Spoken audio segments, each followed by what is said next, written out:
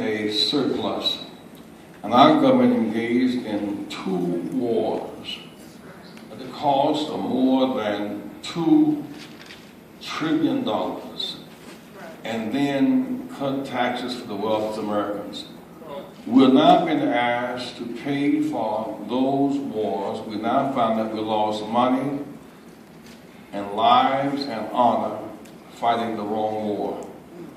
Almost 6,000 Americans were killed, 30,000 injured, lifetime injuries, and 100,000 Iraqis killed. For that, we offer no even remorse nor apology. We've lost money, and we've lost honor, and we've lost lives. Now, we would ask the cities to pay for that carnage.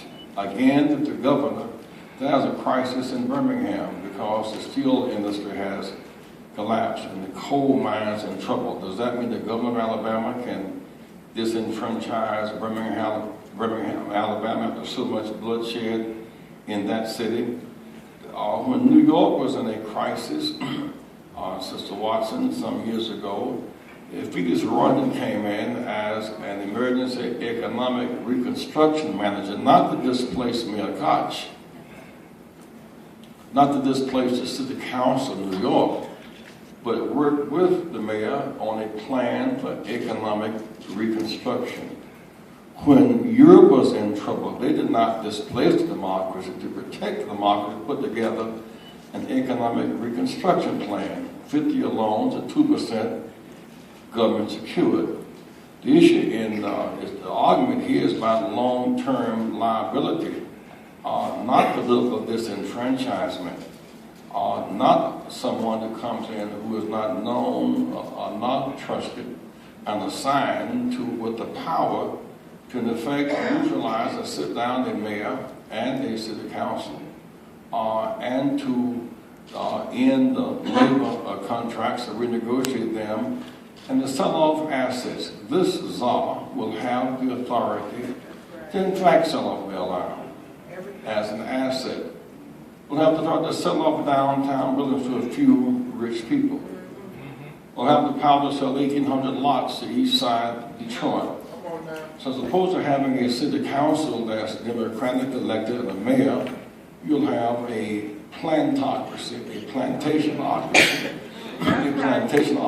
replacing a democracy where a few rich people will take, with low prices, buy up whole acreages of neighborhoods and downtown assets and riverfront property. If the czar were to come to town with an economic plan for reconstruction, that is to say that 100,000 vacant homes, abandoned lots in Detroit, if there is an investment coming to reconstruct those houses so people who live in them can live in them again, that's reasonable. But to tear down the houses and turn the vacant houses into abandoned lots and sell off the property, that's a plan for displacement. So you disenfranchise the officials and the voter, and you displace homeowners, and then there is our Detroit no more. Detroit cannot be reduced to a rummage sale with the highest bidder, the most tax money, buys up properties, displace officials, and close out labor contracts. This is a dangerous precedent for our nation. So act number 1, we've talked with the Department of Justice.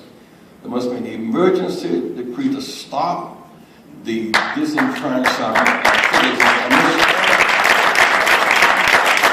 As of today, 50% of all African Americans in Detroit do not have an elected official. That's right. Half in the state of Michigan, from Benton Harbor across to Detroit. We marched too long and bled too much and died too young for the right to vote, to have a governor, whether it's Governor Snyder or Wallace or whoever it may be. No governor has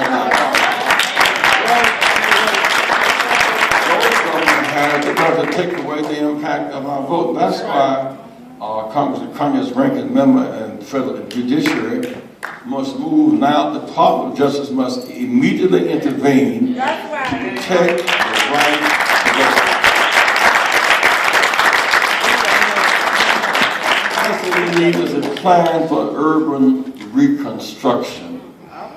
A plan that there's $2.5 trillion in offshore monies that will not come back in because of a tax issue.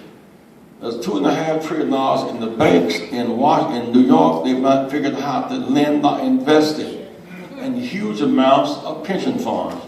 You need to build an urban reconstruction development bank with long-term, low-interest loans. To begin, that is, we bail out the auto industry. There's not a black auto dealership in Detroit. We need a plan for dealerships, a plan to lower insurance rates.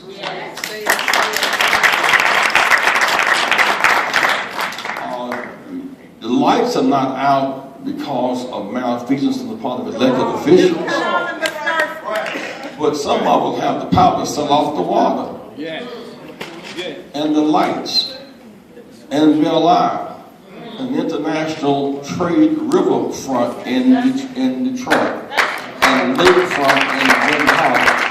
That must be ended now. And I would say in closing, Al, Gary, and others, it's time now, not only to challenge that the law be enforced, it's time for a major, mass, non-violent demonstration.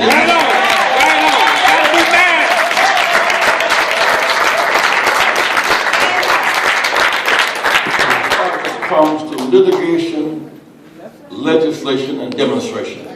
And Dr. King, an unenforced law is no law at all. The Voting Rights Act must be enforced. There's nothing more powerful than pitter-patter of discipline direct action. It's time for a major direct action in the city of Detroit, the whole city, and an urban investment plan now. Right now. A major mass move. A major mass move. A major mass move.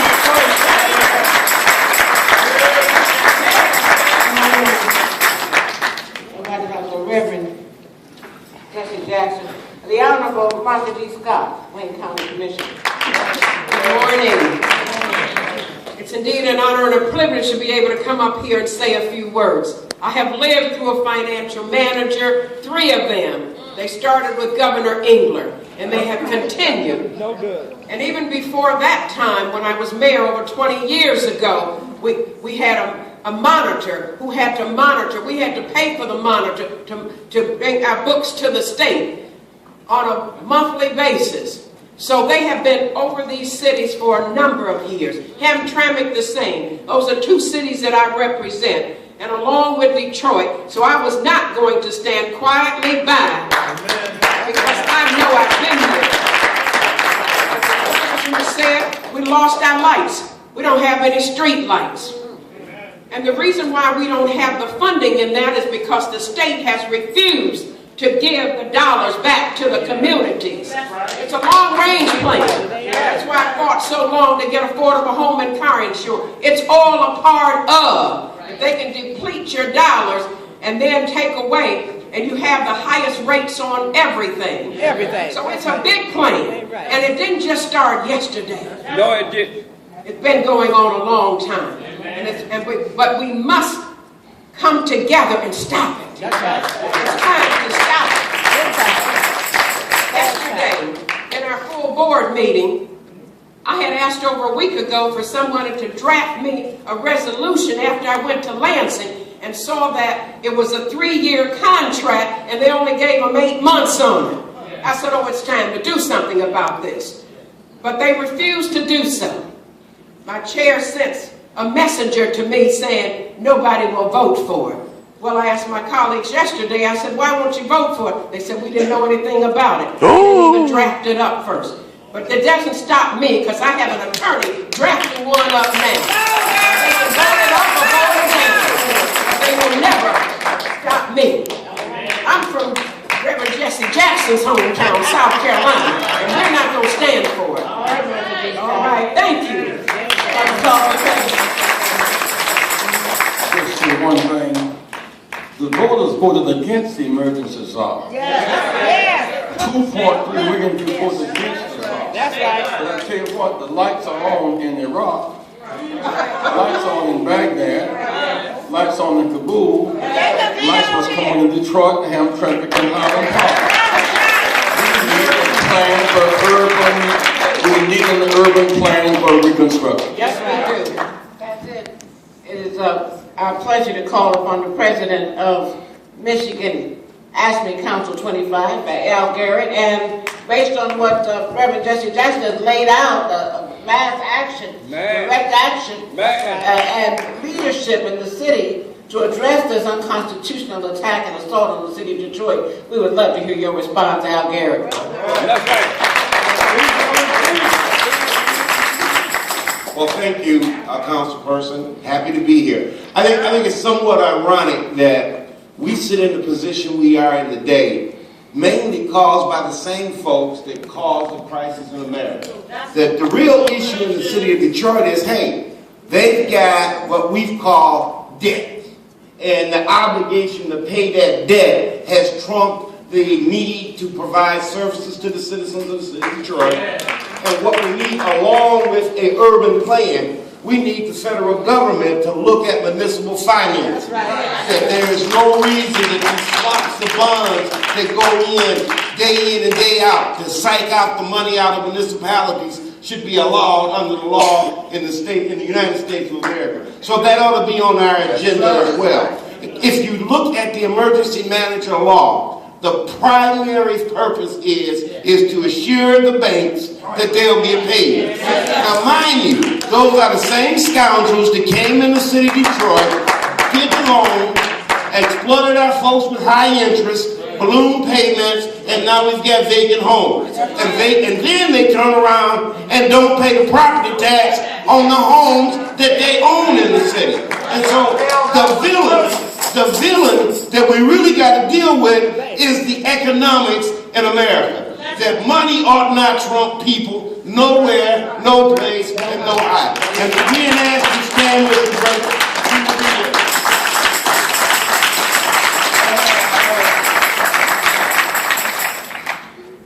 The great counsel for ASME, Herb Sanders, has been critical with a number of litigation efforts in order to protect the right. In fact, it took litigation to even get the issue on the ballot.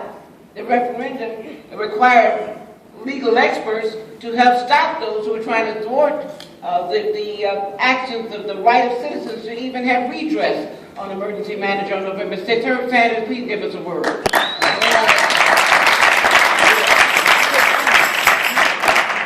Councilmember Watson, I want to thank you for your leadership, even in the midst of the storm. You stand up for what is right, and I appreciate that. I appreciate you, Reverend Jackson, for standing up for justice yesterday, today, and tomorrow.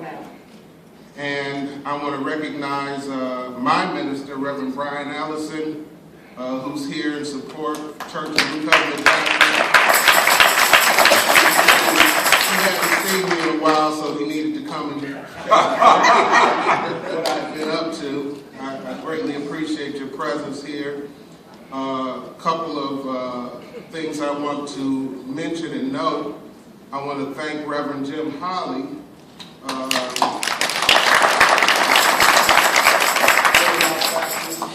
Reverend Holly has a TV show, WHPR 33, I believe it airs on channel 20 on cable, from 8 a.m. to 10 a.m. every Saturday.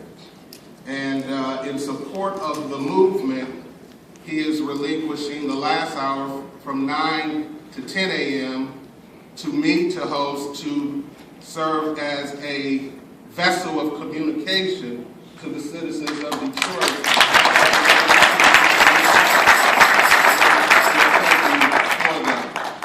Of course, John Conyers, who has been at the head of this fight.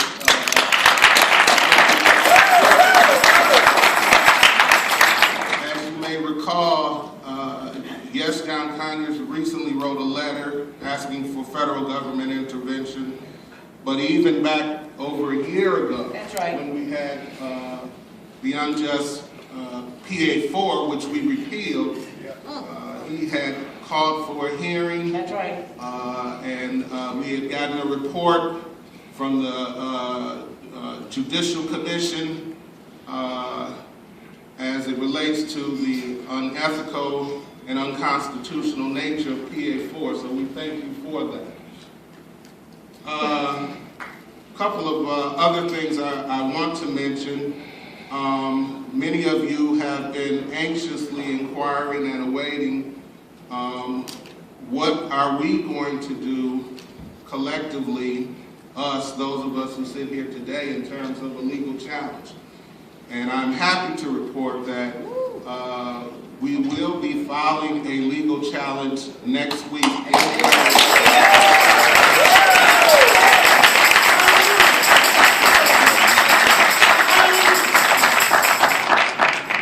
We will be challenging the unconstitutional nature of the new act, which is scheduled to take effect Thursday of next week, March 28th. And the details of the filing and the action around the filing will be discussed this Saturday at Reverend Charles Williams Church, King Solomon Baptist Church, 6100 14th Street. That's Saturday at 10 a.m. So not only will we be filing the lawsuit, but centered around the filing will be protest and civil disobedience. I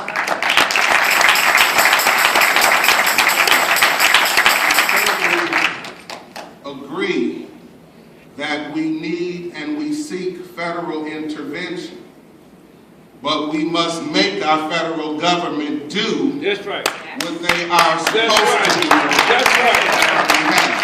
That's right. Now, please do not feel that because John Conyers has written a letter and Herb Sanders and others are filing a lawsuit, that it's time to sit back and wait and see what happens. These efforts will not be successful unless when the judge receives the lawsuit, he or she can look out of her window and see that this city is full of disdain and contempt.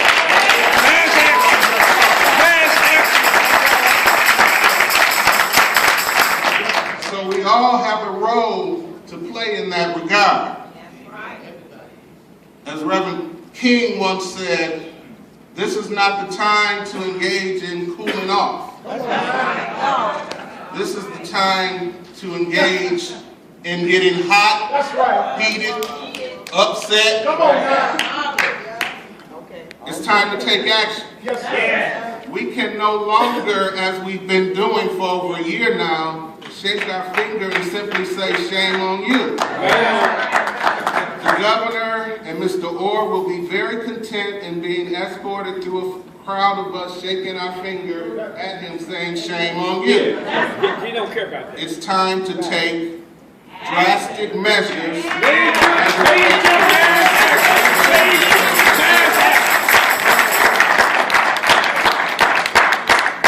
Now, I also think it's very important to address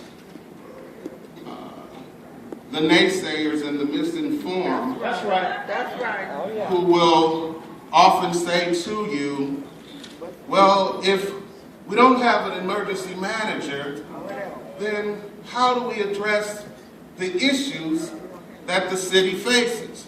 How do we address these issues?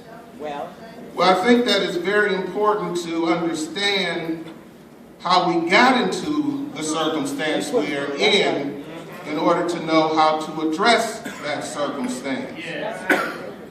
We did not get into the financial circumstance across the state in every major black city because we have incompetent and negligent elected officials. We did not get in this circumstance because those individuals whom we democratically elected have not known how to govern. Let's look at how we got here. The first thing that lit the fuse as it relates to the housing crisis here in Detroit was the fact that the state legislature provided that there would no longer be a residency requirement. That's right. That was an act of the conservative state legislature. That's right. That lit the fuse for the housing crisis in Detroit and significantly reduced our tax base. So if we talk about how to address the issue, we got to understand how we got here. And we need to reverse those policies and practices that got us here. The next thing that we should look at is the fact that traditionally, for years and years and years, the state has shared its revenue with municipalities and the cities. Governor Snyder eliminated that practice. That's right. Plain and simple. That's like a married couple, the man and the woman both driving a Cadillac, and perhaps the man makes twice as much as the woman. And they put their money into a joint account every other Friday. And then one day the man says, you know what? I'm not putting my money in that account anymore. And then the woman all of a sudden has a problem paying her car note, meeting her credit card obligations. And the man says to her, you have a money management problem. You don't know how to manage your money. That's the circumstance that we see here as it relates to revenue sharing and the municipalities. A circumstance that the state, the conservative legislature caused. Next, the first thing that Governor Snyder did when he took office was to give businesses a $6 billion tax break here in the state of Michigan. The way that money was made up was to reduce the budgets for public education, public universities, and community colleges.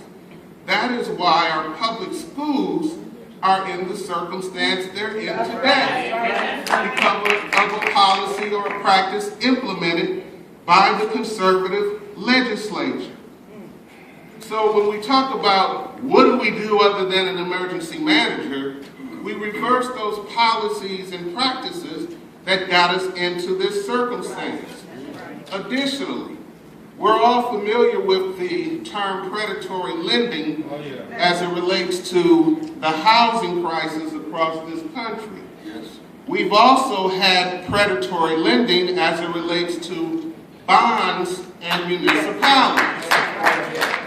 We must renegotiate and address the bond debt, not hire a bond attorney to come into the city whose clients are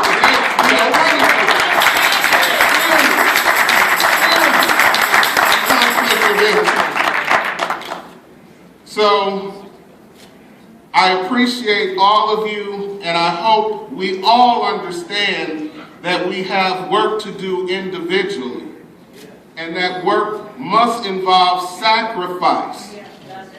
And as it relates to this particular circumstance, that sacrifice must mean engaging in protest and civil disobedience non-violently in an effort to compel our government to do what it is supposed to do. All right.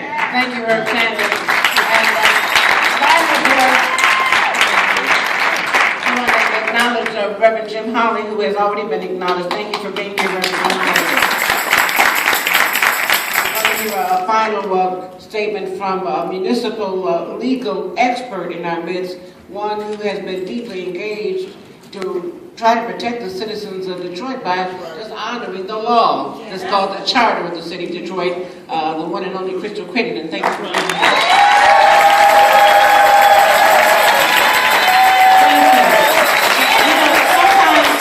Sometimes I think only the people up here and we in this audience have read the law, have read the Constitution, actually know what these documents, what the Charter says. You have a constitutional right to elect people to represent you, whether you live in a city that is a rich city or an economically depressed city. What is most insulting is the fact that the state has put us in this position in the first place. The state of Michigan owes the city of Detroit hundreds of millions of dollars. There is no discussion whatsoever from people in the state legislature about paying that money back. There are corporations in this city who owe the city of Detroit. And $800 million is what the state treasurer has said. That's right. For them to not even discuss the economics that are owed to the city. That's right. And to put us in this position and then say we are going to take your right to vote because of what we have done to you is a shame. That's right. We need to make sure, I don't care if they take every street light out of the city of Detroit, turn them all off if you have to. I am not giving up a right that people die for. There are many people who keep saying that we need someone to come in and help us because we have not been able to get it done. We in this room need to stop talking about how corrupt we are and how incompetent we are. There is corruption and incompetence in every level of government. There's corruption and incompetence in private industry. Someone will whisper that we're incompetent and we get on radio airways and start shouting it. I am not corrupt. I am not incompetent. The people up here are not corrupt or incompetent. That's right. If given, you know, and they want to say we don't want to accept help. I know the difference between help and what they are doing, a takeover. If I am drowning and you throw me a brick and tell me it is a life preserver, I know the difference.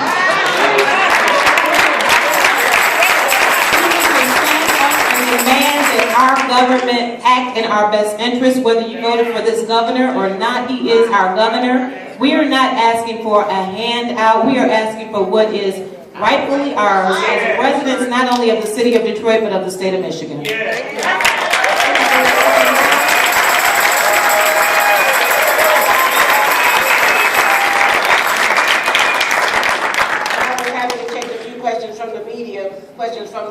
Representatives of the print and electronic media, you are welcome to ask questions right now.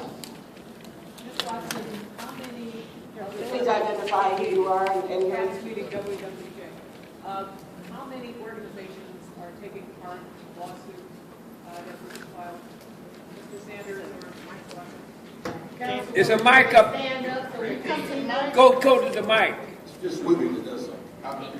She needs to go to the mic. Go to the mic so we can hear it. I believe the question was how many organizations are taking No, she can go to the mic. Yeah, let her go to the mic. part in the lawsuit. Yeah, let them all come to the mic. And I can't give you a particular number at this time, but there will be a litany of individuals and potentially organizations represented, but it will be a broad spectrum of folks from across the state of Michigan, folks representative of the majority of those counties that voted to repeal PA4, and who will also sign petitions. So it will be a broad spectrum of the community from across the state of Michigan.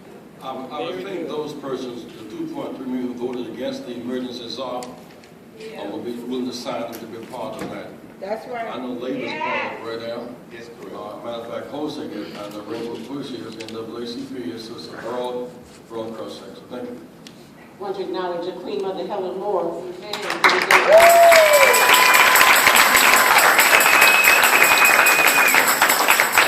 Got a response just yesterday from the Civil Rights Office of the U.S. Department of Education that they are following up on 2 formal complaints filed against the emergency manager of the Detroit Public Schools. For discrimination.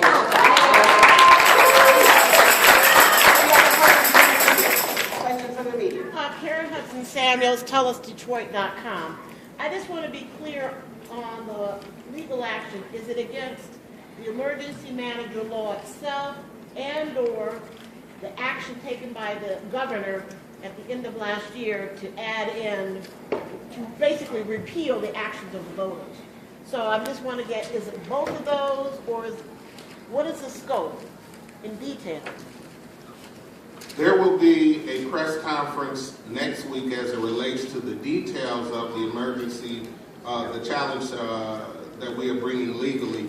But generally, I will say this: it will challenge the constitutionality of the new law that is to take effect March 28th.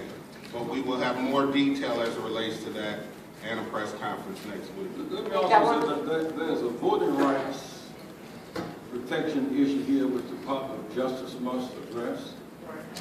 There's the state's rights of a governor to use his authority to take away that vote, which would happen in Alabama in 1965. That's right.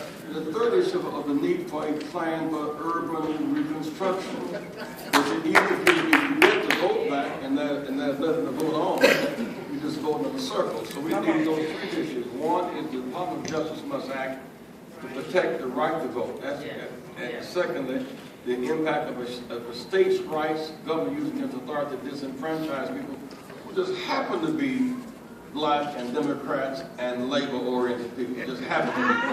I want to acknowledge the Honorable Brenda Jones, City Councilman.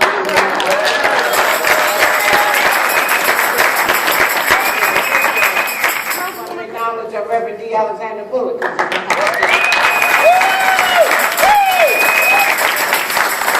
I'm sorry, one question for media, please. Any other questions from the...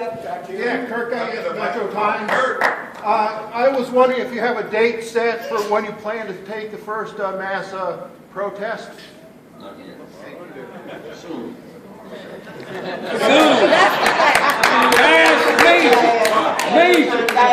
really think that people are so traumatized by the devastation of this that it takes time to organize. These groups are coming together because one could hardly imagine that democracy will be usurped in this way without an adequate response. So it'll be soon and very soon.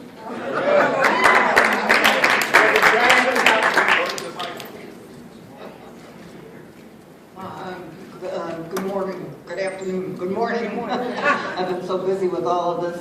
I'm sorry, I know you all have too. I very much appreciate everybody's presence here, particularly the call for direct action. I'm Diane Bukowski with the Voice of Detroit, and I look forward to covering the direct action. I do have a couple of questions related to economically impacting the corporations and banks in Michigan that are behind this move. I mean, basically it's a takeover by the banks.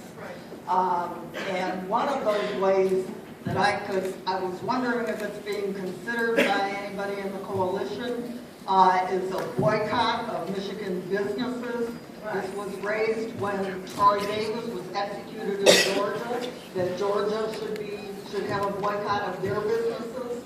I believe that's one question. The other question is, where is the union leadership aside from asking the industrial union? What action are they planning to take?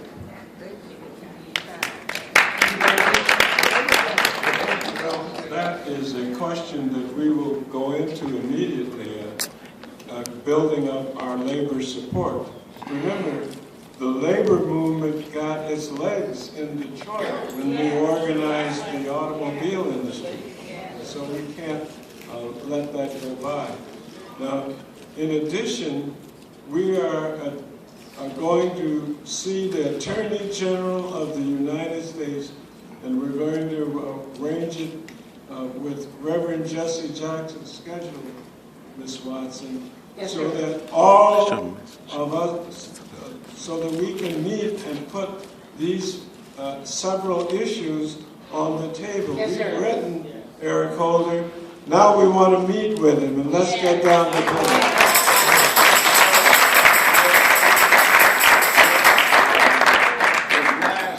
If states' rights governors could have disenfranchised voters and suppressed them, Romney would be president. Our right to vote determines the outcome of the election. And in his enthusiasm to vote. So what to say here is both the authority of a governor and the right to vote and the need for a big issue, a plan for reconstruction, an urban policy for reconstruction. Marshall Plan. Want to acknowledge the Wayne County Clerk, Kathy Garrett, and we're going to have to conclude this session because she's going to be doing Reverend Jackson, it's been about a couple of months since Allen Park has come under an emergency manager. We haven't heard anything yet regarding what happened over there. Any plans by you or Rainbow Push to highlight what's gone on in Allen Park? We work with the coalition. I mean, from Ben Harbor to Detroit, so it's the same deal. Well, but that's really interesting for you to raise that. They asked for one. Nobody in Detroit asked for one. And as a matter of fact, you're well aware that 2.3 million citizens voted to repeal the emergency manager across the state of Michigan. 52% of the voters who voted in November said no. So it's not about Detroit. The whole state said no. As you well know. One last question. I was just wondering if Reverend Jackson and Attorney Sanders, if you could elaborate on what you mean by civil disobedience, what kind of thing. You should read Why We Can't Wait. One of the things. No, I mean, what? We did the car thing when they slowed down vehicles on highways. One of the things that I think that you are aware of is that people have already been engaging in what has commonly become known as the slowdown in Motown. Woo! Yay! Sounds like some of those folks are here.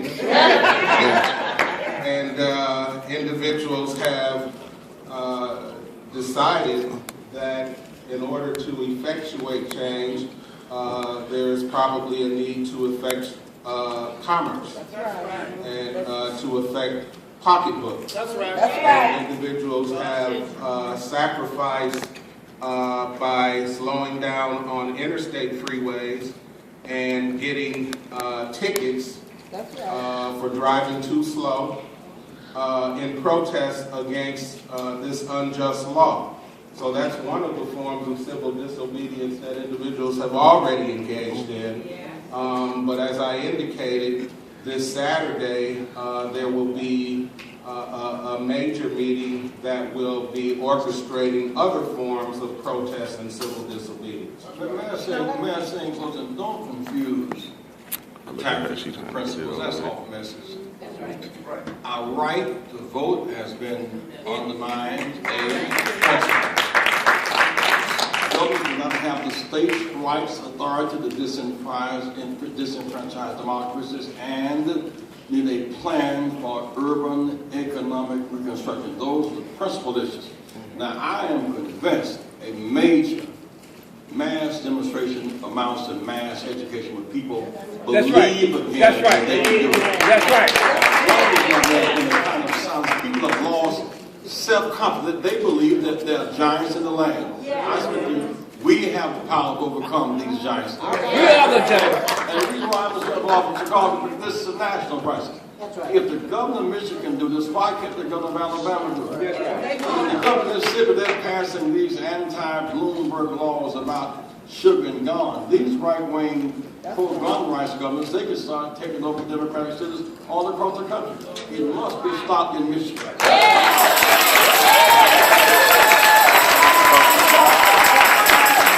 Because if we don't, this is going to spread and could be the beginning of the end of the democratic system that we have in this country.